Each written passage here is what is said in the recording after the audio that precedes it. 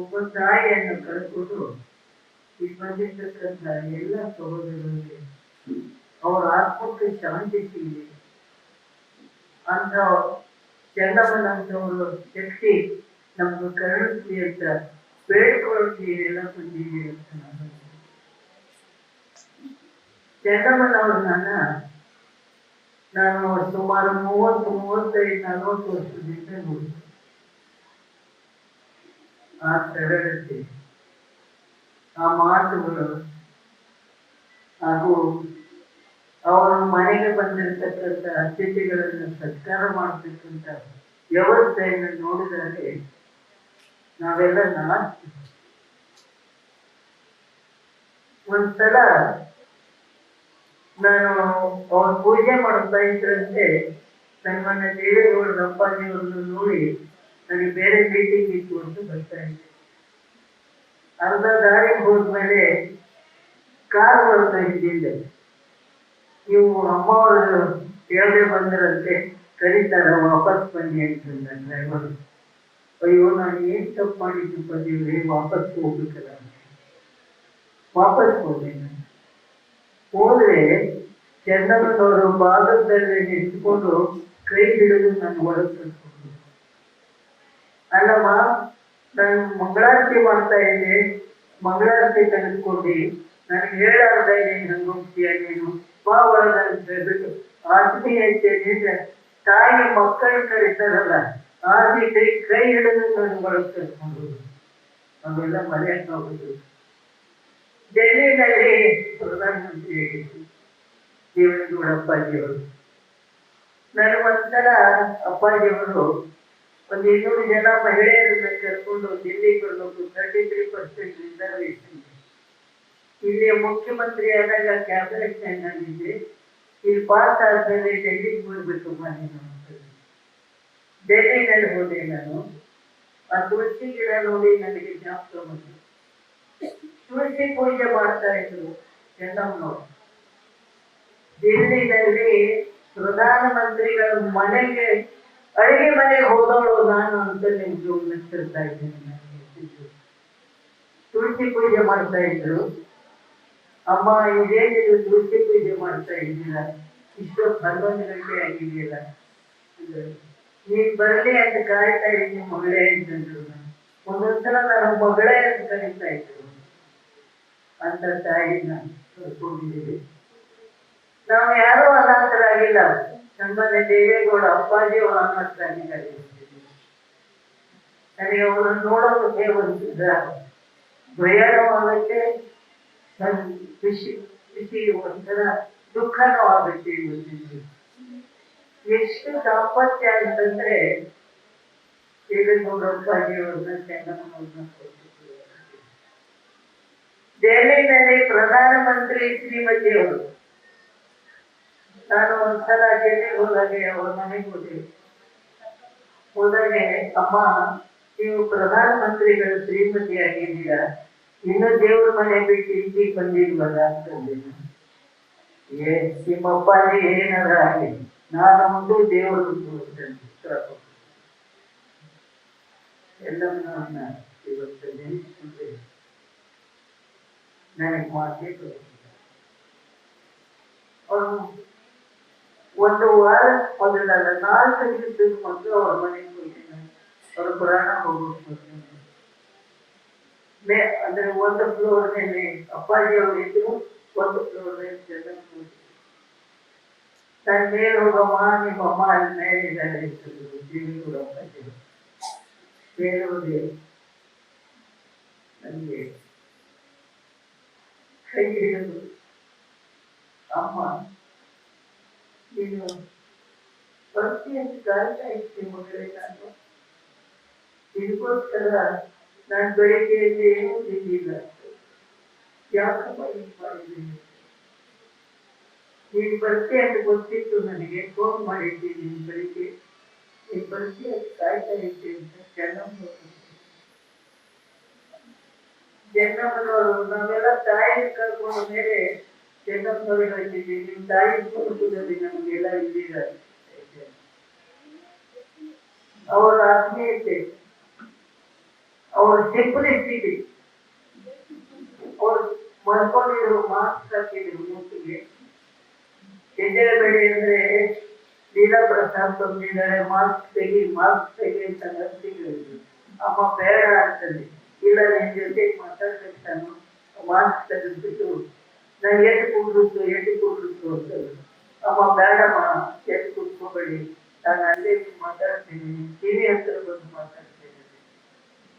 ಆದರೆ ಬೇರೆ ಯಾರು ಮಾತಾಡ್ತಾರೆ? ಇಬ್ಬರು ಕೈ ಎತ್ತಿ ಕೈ ಕುಡಿಸಿದ ಹಾಗೆ ನಾಲ್ಕು ಬರೋ ಅಂತಂದ್ರು. ಅಮ್ಮ ನಿಮ್ಗೆ ಹಾಲು ಕುಡಿಸ್ತಾ ಅಂತಂದಿಲ್ಲ.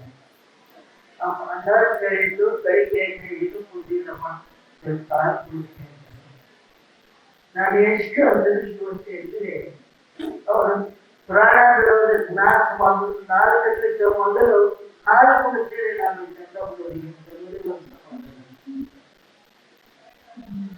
ಅಂತ ತಾಯಿನ ಕಳ್ಕೊಂಡು ಇವತ್ತು ಮುಗಿದ ಇಷ್ಟೊಂದು ಜನ ಕೈಗೆ ಬಂದಿದ್ದೀರ. ನಾನು ಬೆಂಗಳೂರಿಂದ ಬಂದಿದ್ದ ಏನ್ ಕೇಳ್ಕೊಳ್ಬೇಕು ಅಥವಾ ತಾಯಿ ಕುಟುಂಬದ ನಿಂತು ನಾವು ಹೇಗೆ ಬೇಡ್ಕೊಳ್ಬೇಕು ಅಂತಂದಾಗ ಏನೇನ್ ಬೇಡ್ಕೊಂಡ್ರಿ ತಾವೆಲ್ಲ ಏನಾದ್ರು ಕೇಳ್ಕೋಬೇಕಲ್ಲ. ಈ ವ್ಯಕ್ತಿ ಒಂದು ನಮ್ಮ ಹಿಡಿತಾರೆ, ಇದು ಸಂತೋಷಕ್ಕೆ ಸಮಾನ ಮಾಡ್ತಾರೆ. ನುಡಿ ನುಡಿ ಅಂದ್ರೆ ಯಾವ ನುಡಿಗಳನ್ನ ಯಾವ ನಮನಗಳನ್ನ ಹೇಗೆ ಮಾಡಬೇಕು ಜನ ಯೋಚನೆ ಮಾಡಬೇಕು. ನನಗೆ ಏನಂತಂದ್ರೆ ಇಷ್ಟೊಂದು ಜನ ಕೇಳ್ಕೊಳ್ತೀವಿ, ನಿಮ್ಮ ಮನಸ್ಸಿನಲ್ಲಿರ್ತಕ್ಕಂಥ ಎಲ್ಲ ನುಡಿನ ಮಗಳು ಇರಲಿ ಅಂತ ನಾನು ಎಲ್ಲರೂ ಕೈ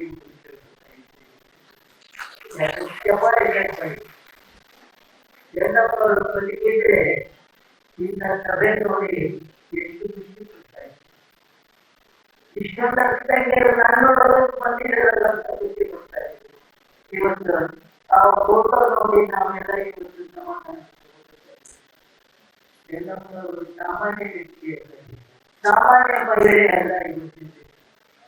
ನಾನು ದೇವೇಗೌಡ ಅಪ್ಪಾಜಿ ಒಂದು 2 ಲಕ್ಷ ಚೆನ್ನಾಗಿ ಬಂದಿದ್ದೀನಿ. ನಮಗೆಲ್ಲ ಗೊತ್ತಿದೆ, ಅವ್ರಿಗೆ ಆಸಿಡ್ ಹಾಕಿದ್ರು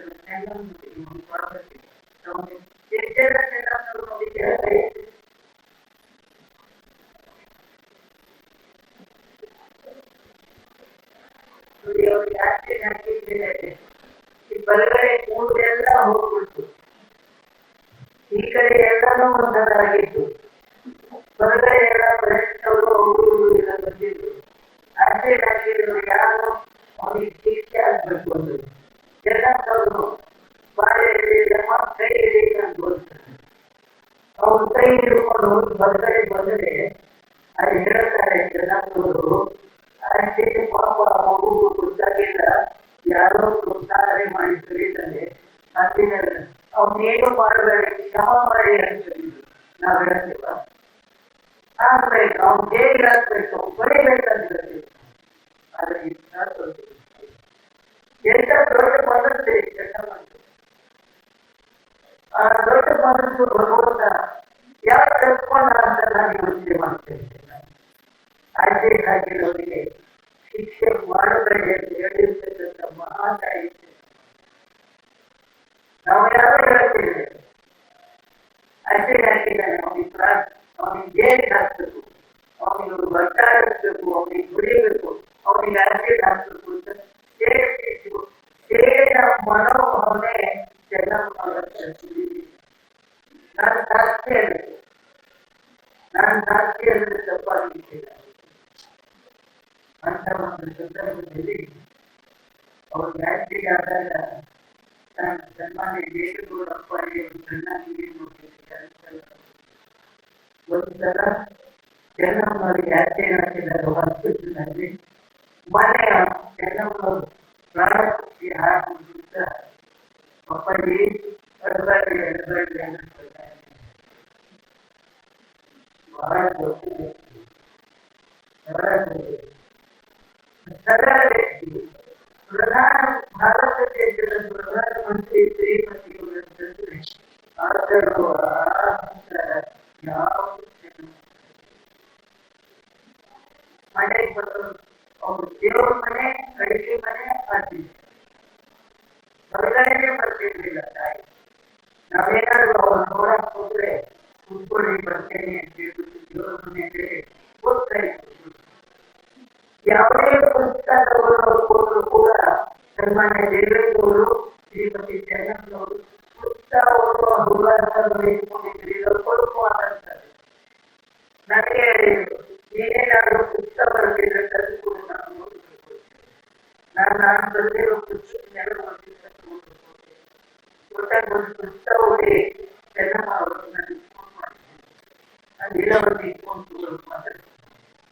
ಅಮ್ಮ, ನೀನು ಪುಸ್ತಕದಲ್ಲಿ ಮಹಿಳೆ ಮತ್ತು ರಾಜಕಾರಣ ಬರುತ್ತಿದ್ದೆಲ್ಲ, ನನಗೆ ರಾಜಕಾರಣ ಅಂದ್ರೆ ಇಲ್ಲಿ ಇರುತ್ತೆ ಅಂತ ನೋಡೋದು ನೀನು ಪುಸ್ತಕ ಓದಿದ ಮೇಲೆ ಗೊತ್ತಾಯ್ತು. ನನಗೆ ಇಷ್ಟು ಸಮಾಧಾನ. ಅಂದ್ರೆ ಮಹಿಳೆಯರು ರಾಜಕಾರಣದಲ್ಲಿ ನನ್ನ ದೇಶ ಸುಧಾರಣೆ ಆಗಬೇಕಾಗ್ತದೆ. ಹೆಚ್ಚಿನ ಸಂಖ್ಯೆಯಲ್ಲಿ ಮಹಿಳೆಯರು ಹೋರಾಟ ಅದಕ್ಕೆ ಪ್ರವೃತ್ತಿ ಮಾಡ್ತಾರೆ.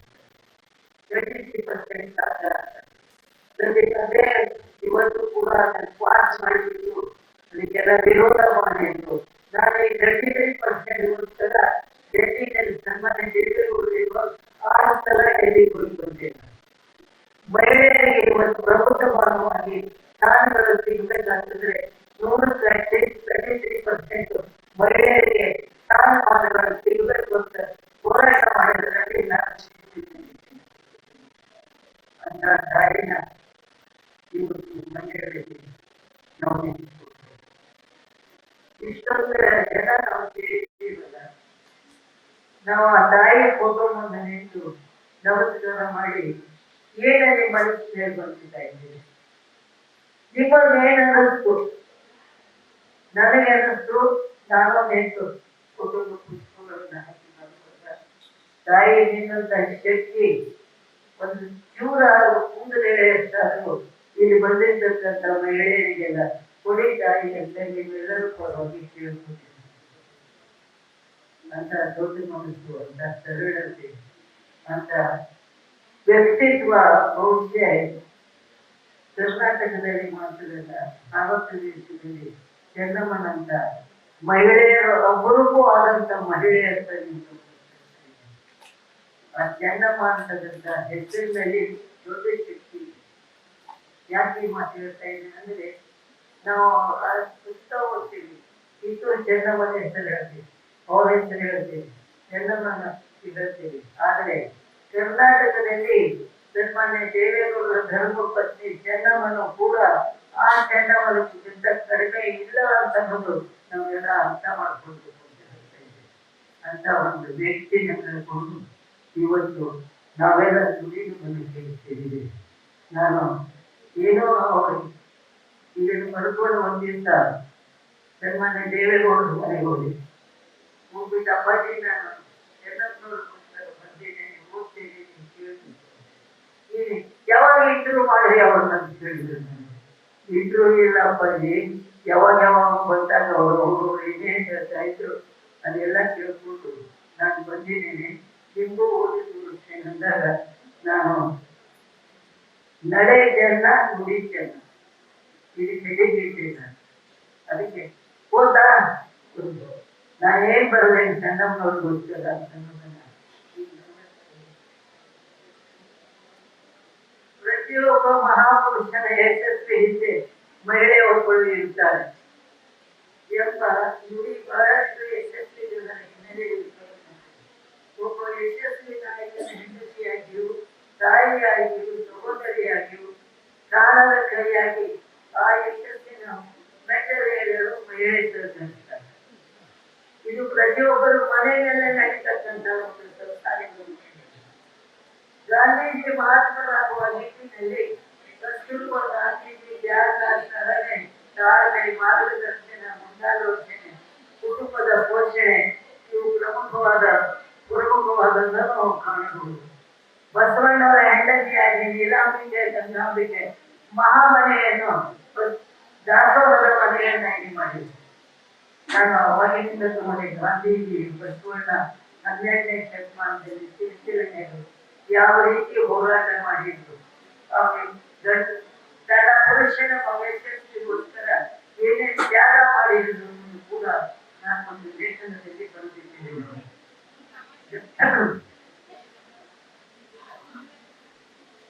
ಇದೇ ಹಿನ್ನೆಲೆಯಲ್ಲಿ ಹರದನಹಳ್ಳಿಯ ಬಡ ರೈತನ ಕುಟುಂಬದಿಂದ ಬಂದಂತ ನೇಗಿಲ ಯೋಗಿ ಕಲ್ಯಾಣವನ್ನು ತನ್ನ ಕಂದದ ತುಂಬಿಕೊಂಡ ಕರ್ನಾಟಕದ ಮುಖ್ಯಮಂತ್ರಿಯಾಗಿ ಭಾರತದ ಪ್ರಥಮ ಕನ್ನಡಿಗರ ಪ್ರಧಾನಮಂತ್ರಿಯಾಗಿ ವಿಜೃಂಭಿಸಿದ ಹರದನಹಳ್ಳಿ ದೊಡ್ಡೇಗೌಡ ದೇವೇಗೌಡರು ಪತ್ನಿ ಚೆನ್ನಮ್ಮನವರು ನಮ್ಮ ಕೊಟ್ಟಿದ್ದರು. ನಮ್ಮ ತಾಯಿ ಎಲ್ಲ ಗೊತ್ತಿದೆ, ಅವಳ ಆತ್ಮಕ್ಕೆ ಶಾಂತಿಗೋಸ್ಕರ ಅಂತೀವಿ. ಕರ್ನಾಟಕದಲ್ಲಿ ಚೆನ್ನಮ್ಮ ಎಂಬ ಹೆಸರು ಬಹಳಷ್ಟು ಬರುತ್ತಿದ್ದ. ಅದು ಬೆರಳಿರಾಣಿ ಚೆನ್ನಮ್ಮ ಇರಬೇಕು, ಇಲ್ಲಿವೆ ಕಿತ್ತೂರಾಣಿ ಚೆನ್ನಮ್ಮ ಇರ್ಬೋದು, ಇಲ್ಲಿವೆ ಬೆಂಗಳೂರು ಜಿಲ್ಲೆ ಮಾಗಡಿ ತಾಲೂಕಿನಲ್ಲಿ ಕಲಿಕೆ ಗ್ರಾಮದಲ್ಲಿ ಸರ್ವಶಾಲೆ ಚೆನ್ನಮ್ಮ ಇರಬೇಕು.